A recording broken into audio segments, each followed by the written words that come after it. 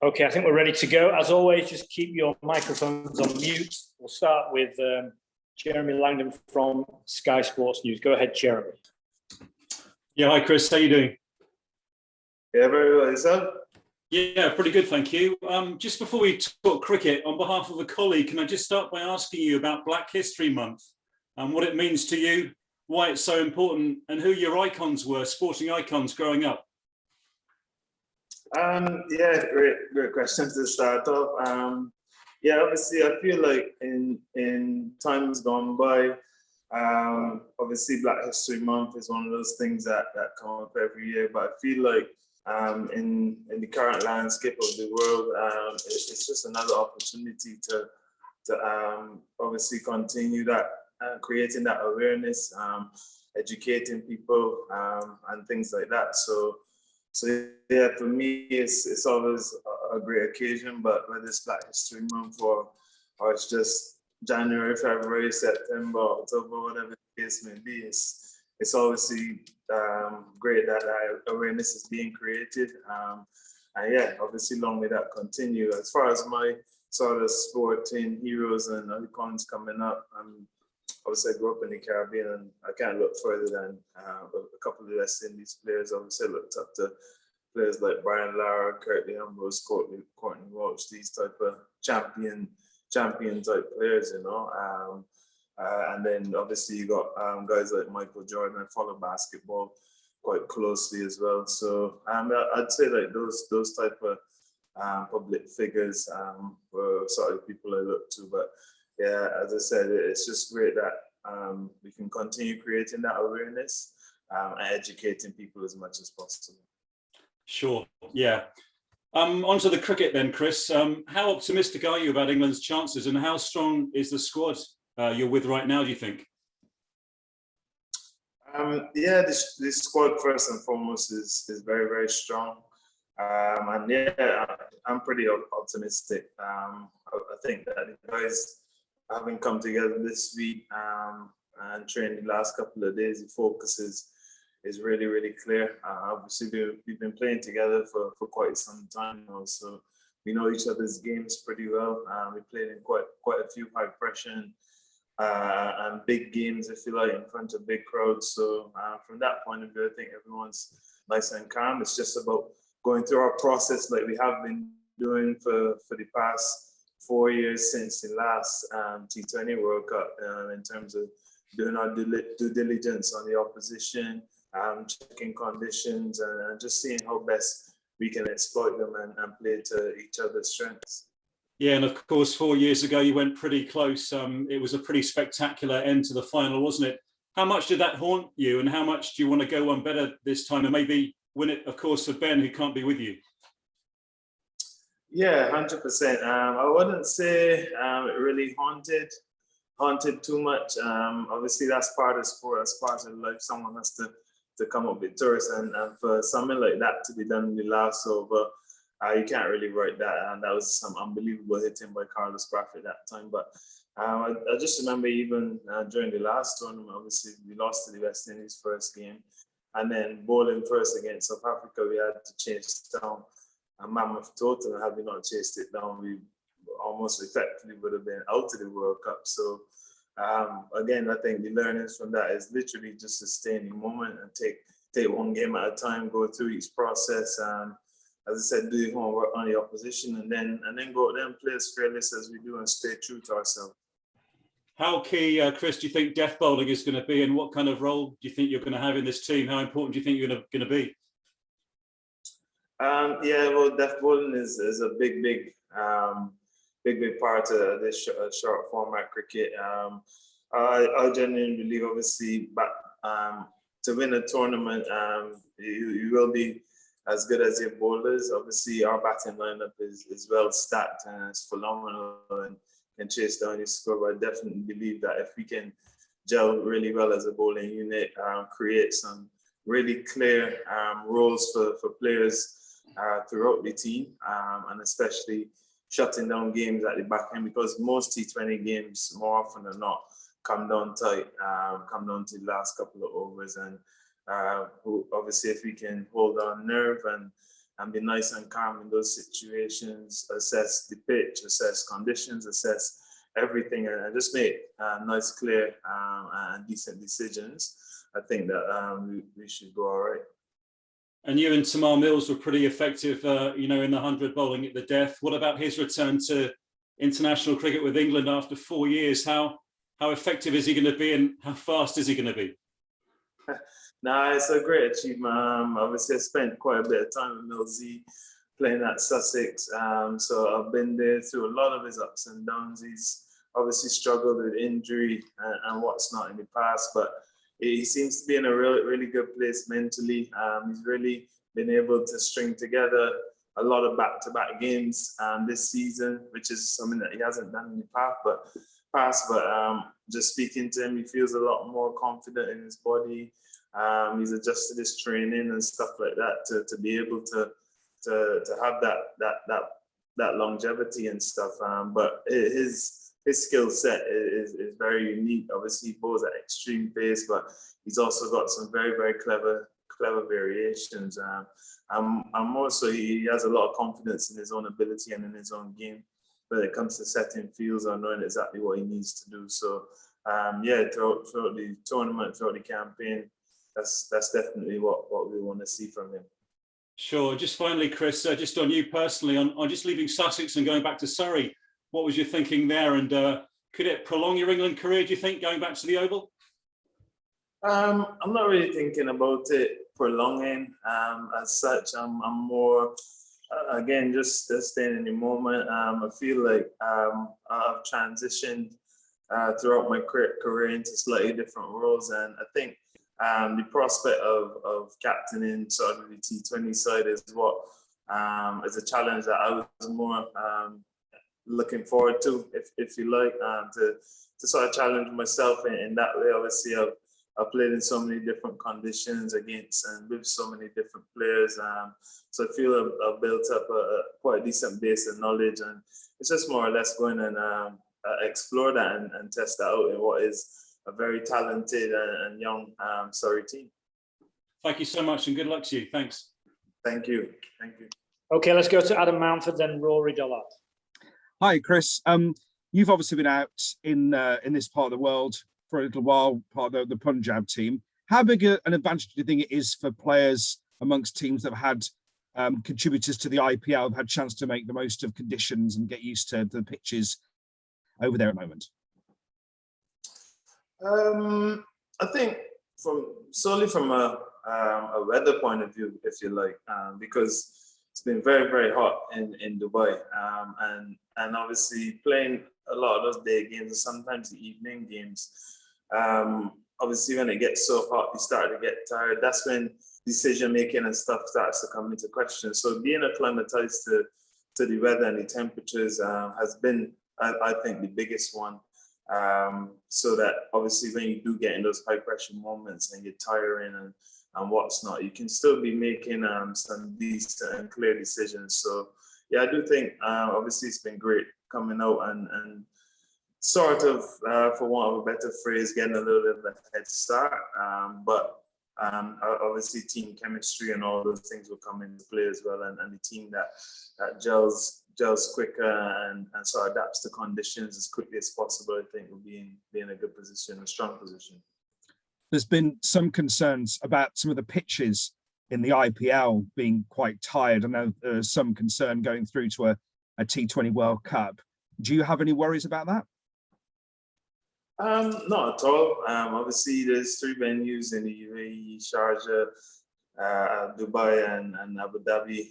So far throughout the IPL, Sharjah's played the slowest, which has been the surprising part. But it'll just, again, that's why we train every day. That's why we try to add various skills to our arsenal so that you can bring it out depending on what conditions require. So it'll be 3 slightly different venues, and you probably have to bowl in 3 slightly different ways. So it's a challenge that it presents to the modern day cricketer, but I think we can adapt accordingly. And in terms of just following on sort of IPL and bounces, as it were, how much of a boost might it be if Eoin Morgan can lead Calcutta Knight Riders to the IPL title and then join it with the England team afterwards?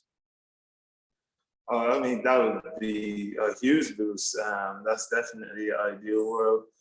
Morgie's obviously it's well documented, I think, about his leadership qualities and obviously his pedigree and stuff. And it's just great to see him really exploring that and it coming to the fore in what is a strong Kolkata Knight Riders team. He's really implementing his sort of philosophies and the way he wants to play the game, and you can really see the players responding to it, and that's the strength and character of the person, you know. And yeah, in the ideal world, if he takes them all the way, I can't see that being nothing but a positive for the team, with him coming in with confidence to lead us through our campaign as well. And just sorry, last one from me. You talk about your leadership role now coming at Surrey. Do you see yourself obviously having a big leadership role within this England team as well as one of the most experienced players there? I mean, on a day-to-day, I just try to lend a helping hand as much as possible and just be there for anyone who needs really. And as I said, obviously, I've been privileged enough to travel the world and play with so many different players, play under so many different coaches and captains as well. So to tap into that knowledge has been something I've been very grateful for, and to be able to be in a position to share it with a lot of the guys is again a real honor for me. So yeah, I'm just there, just being myself on a daily basis, and yeah, just lending a helping hand really. Thank you. Thank you. Okay, thanks, Adam. Let's go to Rory and then John.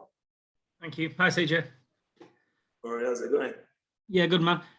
Just to pick up on Adam's idea there about your leadership role, you sort of mentioned around the place, maybe around the training days, but actually when it comes into the thick of it in the middle of a T20 match, often Eoin, we see him going to talk to you and stuff. Do you see that as a sort of on match day as a role you have of almost being the guy who reads the pitch, the sort of the leader of the attack, as we call it?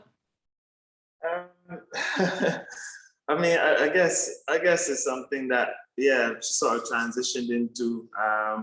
As I said, like given that I have had the privilege of seeing so many different surfaces and experiencing quite a few different things, I try to, just quickly get a read on the pitch, on conditions, on the opposition, and yeah, just sort of like try to bounce my ideas as much as possible to Morgie, if needs be. Obviously, Morgie is a very, very experienced captain, and he's seen even more than I have. But yeah, just to be there.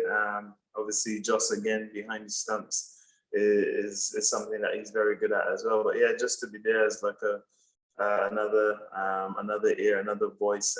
Yeah, it's something that I really enjoy. And you mentioned a little bit about that 2016 final in Eden Gardens. I think there's 7 of the 11 from that day is in the squad again right now. I just wonder how you feel that that unity, really. You know, you've been together that long. This group, you know, there's been 1 or 2 new arrivals, but really the core of the team right now is that team who finished runners-up 5 years ago. Do you feel like you're stronger for that experience together over the years?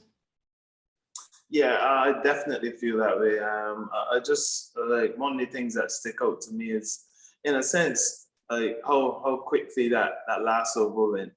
And then I remember going into a few games after that when we did get in those situations a lot more. We just started to slow the game down a bit more, just so that decision making and everything was much clearer. And then you saw that going into 2019 World Cup, the team was on autopilot really. Any situation, any pressure situation, you just saw the game started to slow down a little bit, and everyone come up with sort of what we felt was like an informed and the correct decision, you know. And I just feel like, as you said, the team haven't been together for so long. The chemistry's there, the talent's there. All the ingredients are there for us to make a decent run in this campaign as well. But we do have to bring it back to one day at a time and one game at a time, and deal with what's in front of us on that day, you know, and try to build through the tournament in that way. And you mentioned the last over. We all know about that, but it's easy to forget sometimes that you bowled the 19th over in that final, and it actually it went pretty well. I wonder if you could almost take yourself back in time to sort of take in your cap after that 19th over. Did you feel like you'd got England over the line? Yeah, it's so funny. We tend to laugh, have a laugh about it in between. But yeah, like obviously I bowled that over under what was quite immense pressure and stuff. And yeah, when I bowled a dot ball on that final ball, it definitely did feel a lot closer than it ended up to be. But again, that's part of the learning, and that's part of having that experience, because having that feeling after that ball is something that I'd never take myself to a place ever again, you know, given what transpired after. So definitely came out stronger for it as a unit and as a team. And as I said, I definitely won't be feeling that way again after bowling 19 over until it's fully over. Nice one. Thanks, CJ. No worries. Cool. We'll finish with John and then Dean. Thank you. Chris, hi. You have a pretty extensive repertoire of skills in the T20 format. Is that enough? Are you happy with what you've got? Are you still trying to learn new stuff? Definitely trying to learn new stuff. Definitely always looking to add to my game. But while it's finding a balance with sticking to my strengths, my strengths is what has got me to where I am thus far. So it's about recognizing what those are, but also recognizing areas that I can improve and can add. You have to constantly evolve. You have to keep moving, because every other cricketer in the world is trying to do the same thing as well, So yeah, I am always trying to add one or two things to my game, but while it's quite a fine balance to have, while still trying to stick to my strengths as much as possible. And just there's been so much talk in the last few weeks about the Ashes, but you got a World Cup before that. You're not involved in the Ashes. Is that kind of a bit frustrating that everyone's on about the Ashes and almost overlooking the fact that you've got the chance of becoming the double world champions?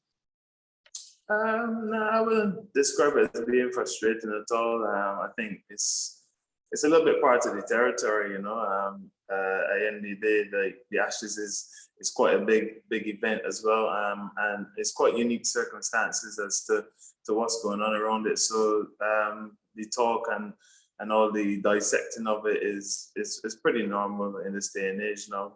But I can firmly say that everyone involved in the squad, everyone here, is fully focused on the task at hand. We're dealing again with one day at a time. We had a nice training session today where the guys ramped up the intensity again, and then we'll have another couple of training sessions before we go to Dubai. So we're in that rhythm, if you like. I don't think Ashes is at the forefront of the minds. Just dealing with what's here and now, and then move forward to that when it comes. Thank you. Cheers. No worries. And Dean, to finish off, please. Yeah, hi CJ. I just wondered, Eoin has put a lot of faith in you over the years, and obviously you've repaid that with the skills that you've got. Has he told you yet whether your role is 18 and 20 for this tournament? Are you the guy that will be doing that death role, maybe a super over role, that kind of thing? Are you that guy? Who knows? To be honest, what we have been quite good at as a squad and as a team is again adapting to the situation as a man. Sometimes I end up bowling 1 over, 2 overs in the power play, depending on how it goes, or if the game is coming down tight and it might not quite make the 19th, 20th over, then I might have to come back in the 14th, 15th over. So it's just adapting, because every day can be different. Look, on a different day, one of the other guys might be bowling better than me on that day, and it might be a gut feel to give them that responsibility. I think the squad is pretty strong, and the array of skills and talent throughout the squad is well documented, you know. So it's just a matter of, again, adapting to conditions on the day. But it is a role that I do relish, and if called upon, I'll be more than happy to do it. Yeah, I did wonder whether you still enjoy it as much as ever. I think it's one of the traits of a fast bowler, isn't it? That you want to be maybe the guy in the power play or at the death. We've spoken to Timal recently, who's putting his hand up for it. We've spoken to Chris Wokes, who does a job there as well. It sounds like you're all quite keen and quite happy to do it. Are you still, you haven't had any confidence dented or any doubts at all about it? You're still relishing that chance? Yeah, 100%. I mean, I'm realistic as well, because this T20 format is one that sometimes, okay, you can bowl a good ball and get hit for a six, and bowl not such a good ball and take a wicket. So where's the logic in that? I mean, on a day-to-day basis, I just try to judge myself on execution, whether I go for a boundary or whether I take a wicket. And execution is all I try to judge myself on a daily basis. And yeah, just from being in those situations, those phases of the game, I always think about like just coming out on the right end of it, and how much confidence it would always give me from coming out on the right end of it, you know. So yeah, that's my mindset, and I just want to continue that. And your first game of the tournament is against the West Indies. Do you think you'll take a knee before the game? I mean, nothing's really been discussed really, but if it's something that us as a team and we discuss it, and it's something that feel strongly about doing, we will definitely do it. On the flip side, if it isn't, then we won't. So we'll have to discuss that internally, and then take it from there. All right, cheers, CJ. No worries.